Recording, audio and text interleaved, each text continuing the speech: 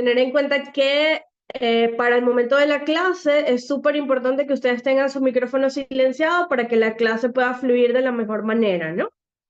Y al finalizar la clase, cualquier pregunta que ustedes tengan, yo les voy a ir contestando para ir aclarando sus dudas, ¿no? Pero es importante avanzar porque recuerden que nosotros tenemos una clase más tarde con otros compañeros de ustedes, ¿no? ¿Me están escuchando bien? ¿No hay ningún problema para poder comenzar de una vez? Bien, ya, chévere. Vamos a iniciar entonces, ¿no? Perfecto, de acuerdo. Nosotros ahorita en este segundo año de bachillerato vamos a hablar sobre, en el primer año de bachillerato yo les explicaba que existen células, ¿no? Y que existen células procariotas, células eucariotas, y que existen diferencias estructurales entre ellas, por las cuales yo puedo decir, esta es una célula procariota, esta es una célula eucariota, ¿verdad? Pero no hablábamos de las funciones que cumplen las células, o simplemente los tocábamos de manera muy sencilla. Es importante tener en cuenta y recordar que los seres humanos estamos constituidos por millones de células y que cada una de las células que nos componen o que nos conforman hacen un conjunto, un organismo multicelular. Nosotros somos un organismo multicelular igual que los animales. Y cada una de las células de nuestro cuerpo tiene una función determinada, ¿no? Y cada célula internamente tiene funciones que se deben cumplir para que la célula tenga un ambiente idóneo dentro de ella, ¿no? Fíjense que en la diapositiva yo les coloco, la célula eucariota es la unidad fundamental de la vida con una estructura compleja y diversas funciones vitales. ¿Nosotros los seres humanos hacemos funciones vitales? Sí, nosotros respiramos, nos alimentamos, crecemos, evolucionamos, ¿no? La célula, aunque es una unidad súper pequeña, es una estructura muy pequeñita, también hace funciones vitales, como alimentarse, reproducirse, relacionarse y así sucesivamente. En esta clase nosotros vamos a explorar en detalle el componente principal o los componentes principales que están dentro de una célula eucariota. Vamos a hablar de cada una de las partes que compone a la célula y de las funciones esenciales que realizan cada una de sus partes, para poder entender que la unión de muchas células va a generar a un organismo con diferentes funciones celulares para poder mantener la vida de ese organismo. También vamos a descubrir cómo estos elementos se encargan de trabajar unos con otros para que la vida sea posible y, lógicamente, permitir la supervivencia de los organismos, incluyéndonos a nosotros los seres humanos. Si las células no trabajaran de manera coordinada, nosotros los seres humanos, pues imposible que se mantuviera la vida sobre la Tierra, ¿no? Ahora bien, ya vamos a continuar. Denme un segundito con algo. Ok, ahora sí vamos a continuar.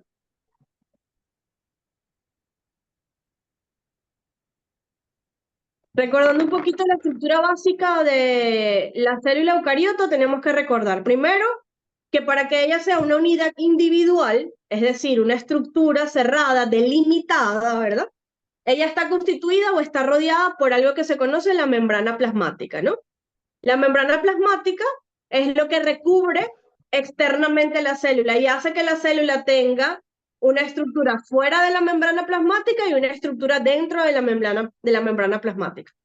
Y esa membrana es la que regula el paso de sustancias a través de ella, es decir, lo que va a entrar a la célula y lo que va a salir de la célula. Dentro de la célula y delimitado por la membrana plasmática, la célula tiene un citoplasma, que es lo que yo les coloco en la diapositiva como un circulito azul.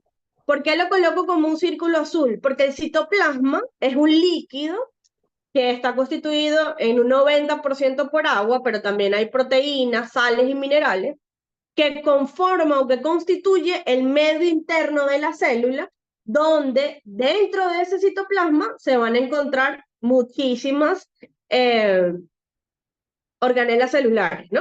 Entonces, primero está la membrana plasmática que delimita la célula, delimitando a la célula como tal. Esa membrana plasmática hace que la célula tenga un medio externo y un medio interno. En el medio interno de la célula se va a encontrar entonces el citoplasma de la célula. Y dentro del citoplasma nosotros vamos a encontrar organulos, o también llamados organelos celulares. Esos organelos celulares son estructuras especializadas que realizan funciones específicas dentro de la célula. Por ejemplo, un organelo celular que seguramente ustedes conocen es el núcleo celular, ¿no? ¿Qué hace el núcleo celular? Buenas noches con todos los que me están saludando. El núcleo celular es una organela dentro de la célula que ella va a cumplir con la función de dirigir cada una de las funciones que hace la célula. Pero no es el único organelo, hay muchísimos de ellos que son los que vamos a estar viendo en la clase del día de hoy. Pero la estructura más básica de la célula eucariota es la membrana, el citoplasma y los organulos. Y el organulo más importante es el núcleo, porque es el que me permite diferenciar a una célula eucariota de una célula procariota. La eucariota tiene núcleo, la procariota no tiene núcleo celular.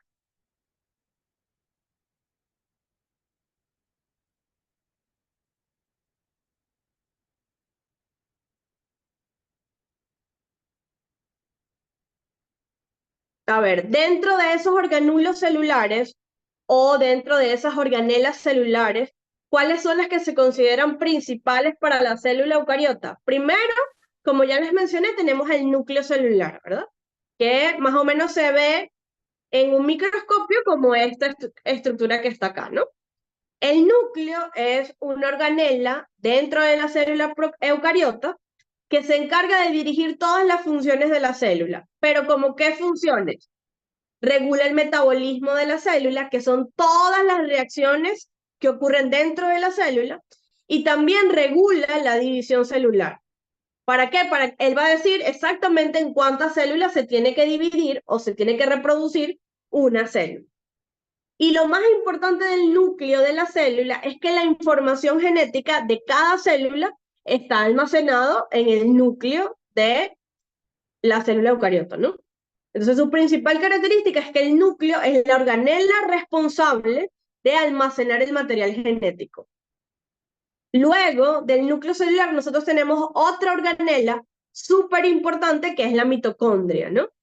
La mitocondria es la organela que produce la mayor parte de la energía que la célula requiere para realizar todos sus procesos. Sin la mitocondria, la célula no tendría energía. Por ejemplo, nosotros tenemos dentro de cada uno, dentro de la ciudad que habitamos, ¿no? Existe una central energética que es la que se encarga de enviar energía a nuestras casas, ¿no? Igualito hace la mitocondria. La mitocondria lo que hace es que envía energía a cada organela de la célula y le da la energía necesaria a la célula para que la célula pueda trabajar. Cuando la mitocondria no funciona, es como cuando a nosotros se nos va la energía eléctrica en la casa. No podemos utilizar el televisor, no podemos utilizar la computadora, se nos cae el wifi y así sucesivamente, ¿no? Igualito pasa con la mitocondria.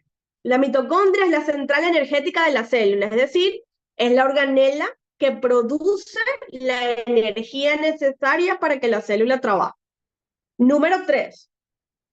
Los ribosomas, una cosa importante de la mitocondria para que tengan en cuenta. Cuando se está generando un nuevo ser humano, ¿verdad? En el proceso de fecundación, en el que el óvulo es fecundado por el espermatozoide. El espermatozoide es una estructura que tiene una cabecita y una cola que es su flagelo. El espermatozoide cuando fecunda el óvulo solo entra la parte superior del espermatozoide, que es la cabeza, pero la cola se desecha, no forma parte de la fecundación.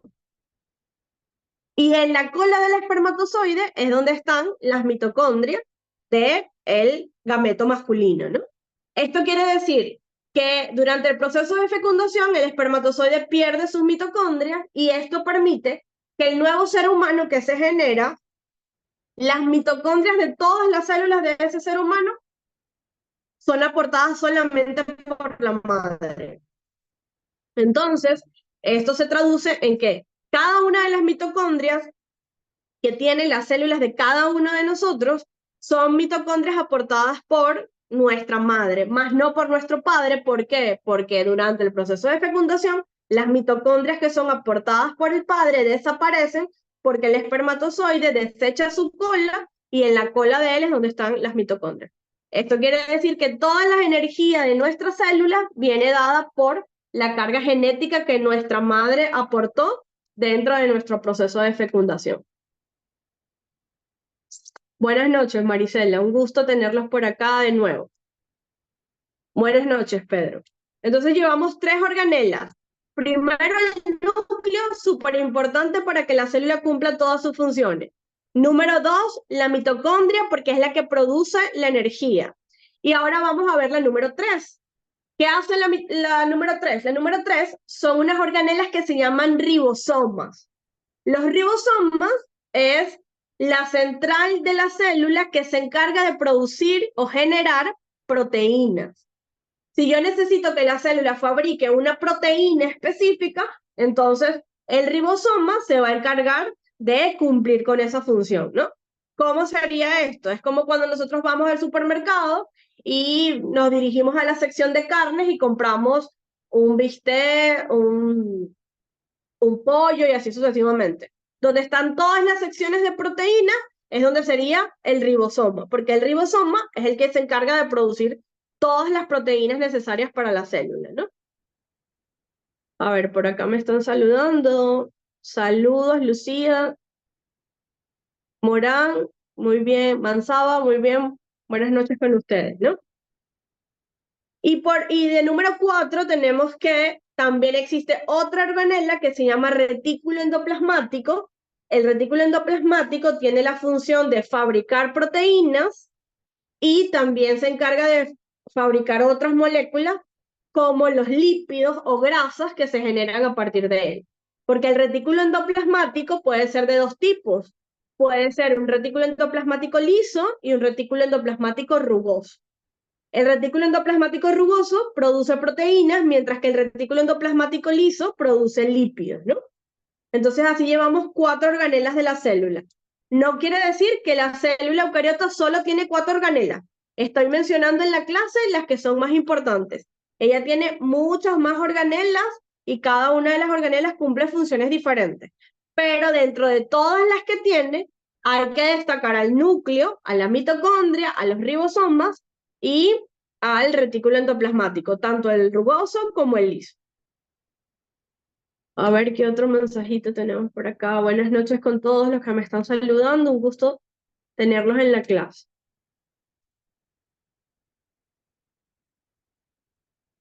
Además de estas organelas importantes, existen otros organelos que también tienen cierta importancia dentro de la célula. ¿Cuáles son esos organelos? Uno, tenemos el aparato de Golgi. El aparato de Golgi es una organela dentro de la célula eucariota, es decir, dentro del citoplasma de ella, ¿no? Que se ocupa de envolver y de aislar las secreciones celulares, contribuyendo a la fabricación y el empaquetamiento de proteínas y lípidos. ¿Cómo es esto? El retículo endoplásmico, el aparato de Golgi es más o menos esta partecita anaranjada que se ve en el dibujo de la célula que tienen allí, ¿no? Aquí en el centro está el núcleo, aquí está el retículo endoplasmático, aquí está la mitocondria, y esto que tienen acá es el aparato de Golgi, ¿no? El aparato de Golgi es una máquina empaquetadora. ¿Qué hace el aparato de Golgi? El aparato de Golgi recibe las proteínas y los lípidos que se fabrican en el retículo endoplásmico y que se fabrican también en los ribosomas, y él las empaqueta en unas pequeñas funditas que las manda a diferentes partes de la célula o a veces hasta fuera de la célula. Por eso se dice que él es una máquina empaquetadora, porque lo que hace es meter en funditas a las proteínas y los lípidos y enviarlo a diferentes partes de la célula. También existen otras organelas como los lisosomas, que se encargan de limpiar y de tener a la célula en condiciones óptimas. Pero ¿cómo lo hacen eso? Eso lo hacen mediante un proceso de descomposición. Ellos son las máquinas limpiadoras de la célula. Ellos descomponen las sustancias que no se requieren y esas sustancias que no se requieren van a ser excretadas de la célula o lo que se conoce como eliminadas de la célula. También tenemos otra organela importante que son las vacuolas, que ellas almacenan sustancias como agua y enzimas que favorecen a lo que va a ser el metabolismo celular. Pero la mayoría de las vacuolas almacenan agua, en algunos casos llegan a almacenar desechos y también le dan forma estructural a la célula. Si yo veo en el microscopio una célula, por ejemplo, una célula grasa, yo me voy a dar cuenta que es una célula más o menos redondita. Y esa estructura que sea redondeada también viene dada por la presencia de las vacuolas.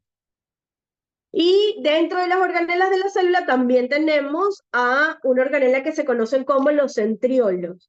Los centriolos son importantes ¿por qué razón? Porque ellos intervienen en un proceso vital para la célula que es la división celular. La célula se divide, ¿no? Hay un punto en su proceso de reproducción donde ella se tiene que dividir. Y para que ella se pueda dividir, tienen que actuar los centriolos generando unas estructuras que permitan o que favorezcan la división celular. Por eso ellos son importantes. Y fíjense que cada vez que he hablado de alguna de las organelas, he dicho un punto muy importante de cada una de ellas, que son los puntos que tienen resaltados en las diapositivas que igual van a tener cargadas a la plataforma, ¿no? ¿Vamos bien hasta ahora? Se puede llamar de las dos maneras, Fernando. Se puede llamar organela o se puede llamar organulo. De las dos maneras en la que la llamemos, la estamos llamando de manera correcta. Organela celular u organulo. ¿De acuerdo?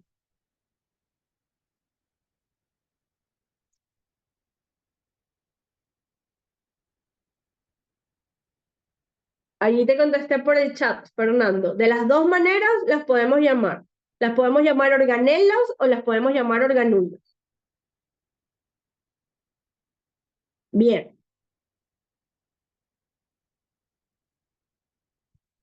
Todas estas estructuras dentro de la célula, ¿verdad? Cada una de ellas se dieron cuenta que cumple algo específico. Estoy hablando de lo que está dentro de la célula, no estoy hablando de la función en general de la célula. Pero todas esas funciones hacen que la célula tenga un metabolismo. Es decir, si cada organela hace algo diferente, en cada organela ocurren reacciones diferentes, ¿no? Y todas esas reacciones en conjunto forman el metabolismo celular, así como cuando hablamos del metabolismo del cuerpo humano. ¿Por qué? Porque dentro de nosotros existen muchos órganos que cumplen funciones diferentes y cada órgano aporta reacciones al metabolismo del ser humano. Igual pasa con la célula. Cada organelo u organulo de la célula cumple una función y tienen reacciones específicas y todo el conjunto de reacciones forma su metabolismo, ¿verdad? ¿Qué es el metabolismo? Son las reacciones químicas que se producen, lógicamente, para obtener energía y poder realizar las funciones vitales. Pero para que el metabolismo y la nutrición celular ocurra, tienen que ocurrir diferentes procesos. Primero, todas las reacciones químicas, que ya sea para generar energía o para degradar sustancias y eliminarlas de la célula, ¿no? También existen procesos denominados respiración celular, que no es lo mismo que el proceso que nosotros hacemos para respirar, ¿no? Nosotros para respirar inhalamos y exhalamos. La célula tiene un proceso llamado respiración celular, pero no es que la célula respira, sino que dentro de las células, específicamente en la mitocondria, para que se pueda generar energía, tiene que ocurrir un proceso llamado respiración celular. ¿Esto qué quiere decir?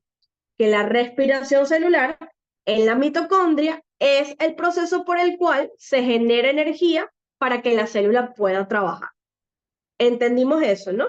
Respiración celular no es lo mismo que el proceso de respirar nosotros, de inhalar y exhalar aire, no. La respiración celular son una serie de reacciones químicas que ocurren en la mitocondria para que la mitocondria pueda generar la energía para la célula. Bien, a ver, ya vamos a seguir allí. Denme un segundo para ver un mensajito aquí en el chat, ¿no?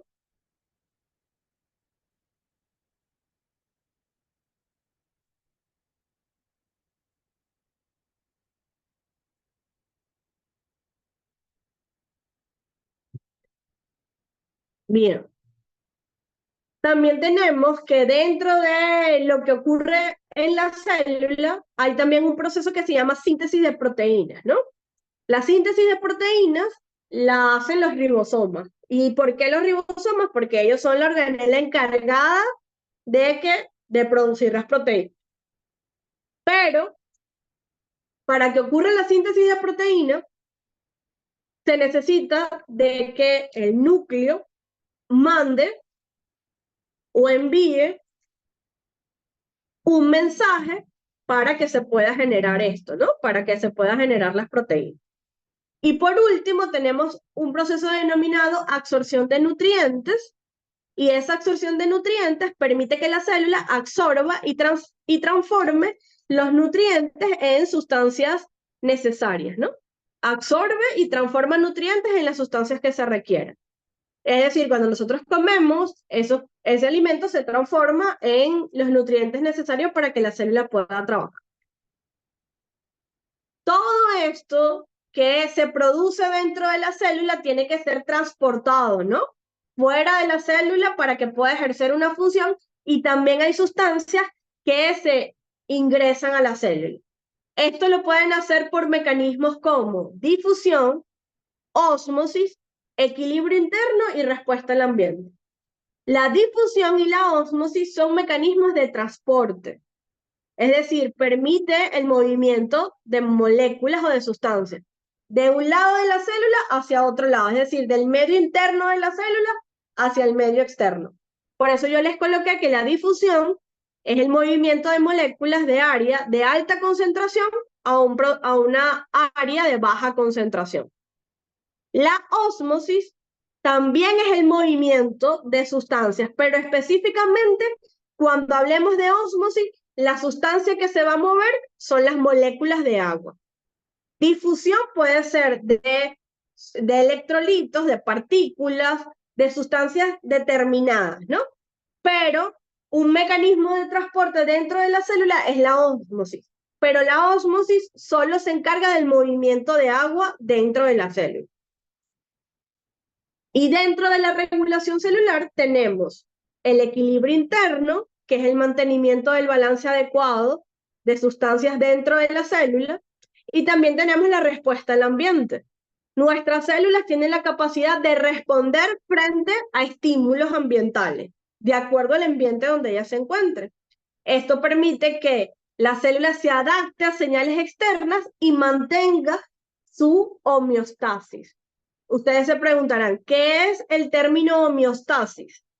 El término homeostasis es que la célula mantenga su interior en condiciones normales o en un estado de equilibrio. Entonces, la célula tiene la capacidad de reaccionar frente a una respuesta, pero esa reacción no va a impedir que ocurra todo de forma normal dentro de la célula, que tenga un equilibrio necesario. Entonces, además de todo lo que tiene que ver con el metabolismo celular, también la célula cumple con funciones de transporte y funciones de regulación. ¿Qué tipo de transporte? Uno, la difusión, y el número dos, que es la ósmosis. Y dentro de la regulación celular tenemos el equilibrio interno y la respuesta frente a estímulos ambientales. La célula, igual que nosotros los seres humanos, tiene la capacidad de reproducirse. Ella se reproduce por mecanismos conocidos como mitosis y meiosis. Son los dos tipos de ejemplos o de mecanismos por los cuales la célula eucariota se puede reproducir. Por ejemplo, la mitosis tiene como resultado que al final de ella se producen dos células hijas idénticas, mientras que la meiosis, al final de ella, se producen 4 células hijas diferentes. La mitosis genera que las células que se producieron por este mecanismo tengan la misma información genética que la madre, es decir, que son células exactamente iguales a la célula madre. No hay ninguna diferencia. ¿Qué se busca con el proceso de mitosis? La mitosis tiene que ocurrir para que puede existir el crecimiento y la reparación de tejido. Por ejemplo, cuando nosotros tenemos gripe y tenemos congestión nasal, ¿verdad? Cada vez que nosotros nos sacudimos la nariz, las células que revisten las fosas nasales se van desprendiendo, ¿no? Y esas celulitas entonces tienen que hacer mitosis para recuperar o regenerar las células que se perdieron cada vez que nos sacudimos o nos frotamos la nariz. Entonces, ese tejido tiene que hacer mitosis, generar células nuevas para que las células nuevas reemplacen a todas las que se perdió cada vez que estornudamos o cada vez que nos sacudimos la nariz, ¿no? Por el contrario, la meiosis, ella, al final de la meiosis se generan 4 células hijas diferentes con la mitad del material genético de las células progenitoras. Por ejemplo, nosotros los seres humanos, las células sexuales se reproducen por meiosis, ¿no? Y se combina un óvulo con un espermatozoide y al final de esto se generan 4 células hijas y estas 4 células hijas van a tener la mitad del material genético, ¿no? ¿Y para qué es importante la meiosis? La meiosis es importante para la producción de gametos. ¿Qué gametos existen? Existe el gameto femenino y el gameto masculino. ¿Cuál es el gameto femenino? Es el óvulo. ¿Cuál es el gameto masculino? Son los espermatozoides, ¿no?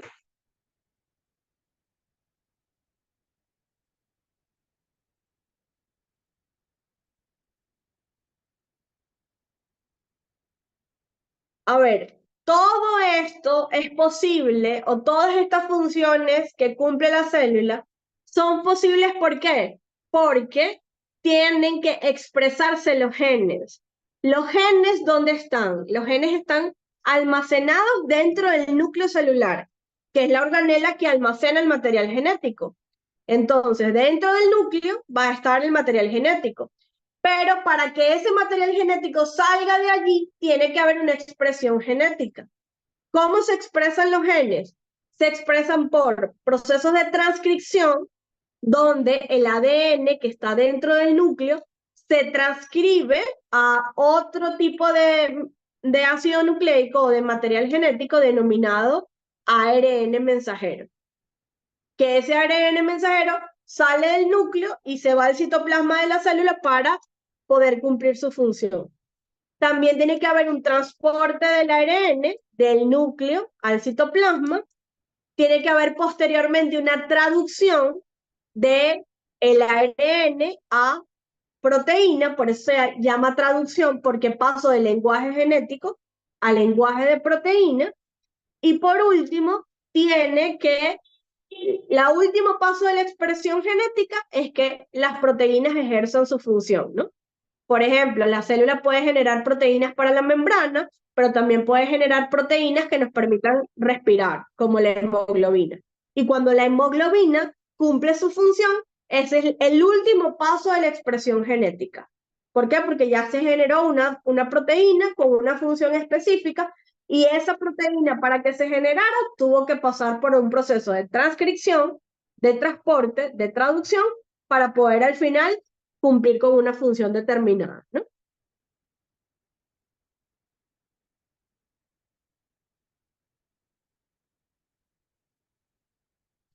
A ver, vamos respetándonos todos por el chat.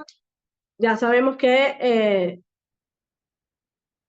no, normalmente no lo revisan, pero yo tengo que estarlo revisando a ver si tienen alguna duda, pero tenemos que respetarnos por el chat. Recuerden que todos somos adultos y tenemos que mantener el respeto, ¿cierto? Entonces, sobre todo mantener el respeto siempre dentro de las clases y por el chat, ¿no? Continuamos un ratito más. A ver, entonces, de toda esta clase que hemos visto, estamos hablando de quién, de las funciones celulares, ¿no?